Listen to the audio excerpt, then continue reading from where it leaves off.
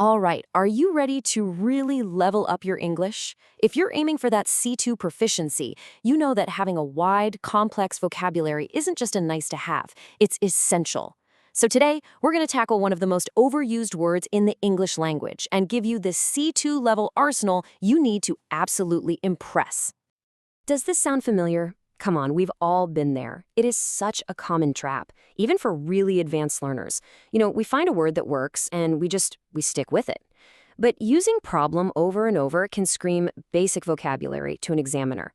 To show that you've truly mastered the language, you've got to be more precise, more sophisticated, and way more impactful. I mean, just look at the difference here. Climate change is a big problem. Sure, it's clear, it gets the point across, but it's basic. Now listen to this. Tackling the climate conundrum is fraught with challenges. Whoa. Now that is a sentence that demonstrates C2 proficiency. It uses precise nouns, sophisticated expressions. This is the level we're aiming for today. Okay, so level 1. This is our first and probably our most direct step. We are going to literally swap out that generic word problem and replace it with nouns that carry way more specific weight and meaning. It's really all about choosing the right tool for the job. So let's open up the toolkit, shall we? Instead of problem, you could use conundrum for a really confusing issue, almost like a puzzle, or a dilemma when you're stuck between two bad options. A setback is perfect when progress has been reversed, while a predicament is just a really tough spot to be in.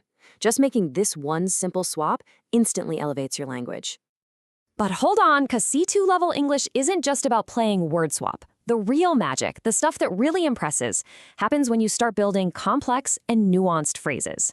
This is how you go from sounding proficient to sounding truly fluent. Let's see how it's done. This is where the fun begins. We can take one of our new nouns, like setback, and we can beef it up with a powerful adjective like hefty. Then let's add an intensifier, like rather. And what do you get? That is rather a hefty setback. See, it conveys so much more information and sophistication than just saying, that's a big problem.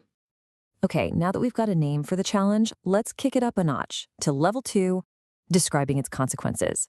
So instead of just saying something has a bad effect, we're going to use idioms and expressions that really articulate that negative impact with force and with precision.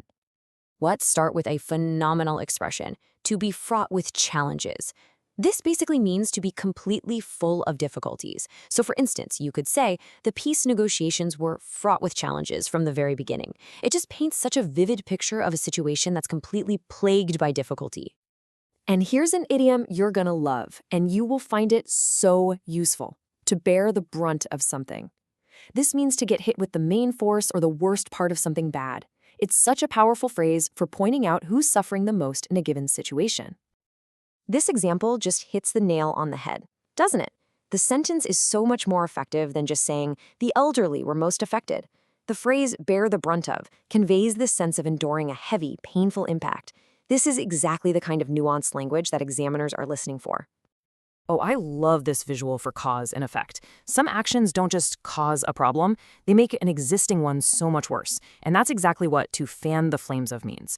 It's like bad emissions don't just lead to global warming, they actively intensify it. Like fanning a fire to make it burn hotter and faster. And here are a few more heavy hitters for your arsenal. Has far-reaching effects, suggests a widespread impact. Takes a toll on, implies this slow, wearing down kind of damage. Plays havoc with is great for chaotic disruption. And for a more formal tone, has a detrimental effect on is absolutely perfect. Having these options lets you pick just the right one for any context. Okay, we've named the challenge, we've described its impact, now for level 3, the language of solutions. In any exam, written or spoken, you're going to be expected to propose solutions, and using strong, action-oriented verbs is absolutely crucial. So let's move beyond simple verbs like solve or deal with. Look at these dynamic alternatives. You don't just solve a conundrum, you grapple with it. You don't just handle a setback, you get to grips with it. You see? These verbs imply this active, determined engagement, which makes your solution sound so much more credible. Now, this next grammatical structure is pure gold, especially when you're writing a conclusion. It is high time is a subjunctive phrase and it screams urgency. But pay attention to the grammar here. It's followed by a subject and a past tense verb. For example, it is high time we tackled this setback. Using this correctly is a huge green flag for an examiner. Okay, now look at this. Look at how we can combine all these advanced elements into one powerhouse sentence.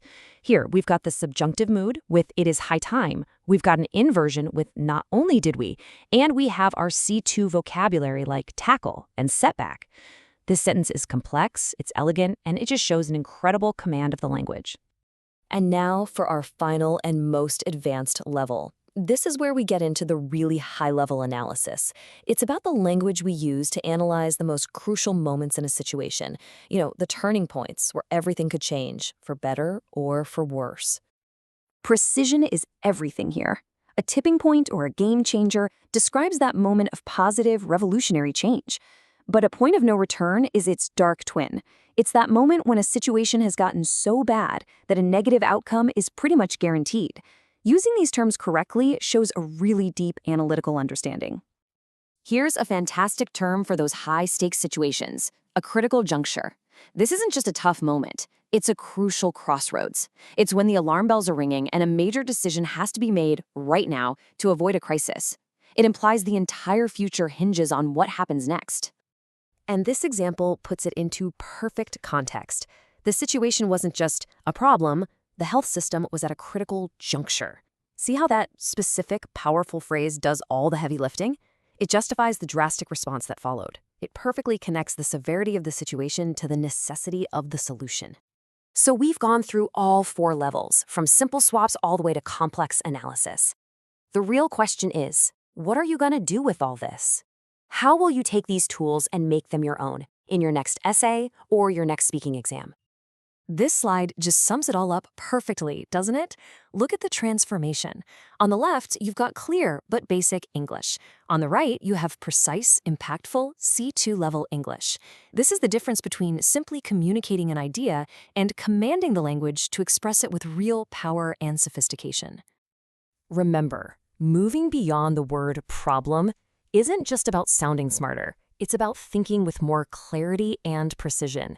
You now have an entire toolkit ready to go. So, the ball's in your court. Which of these C2 phrases are you going to use first to really make your mark? Thanks for joining me.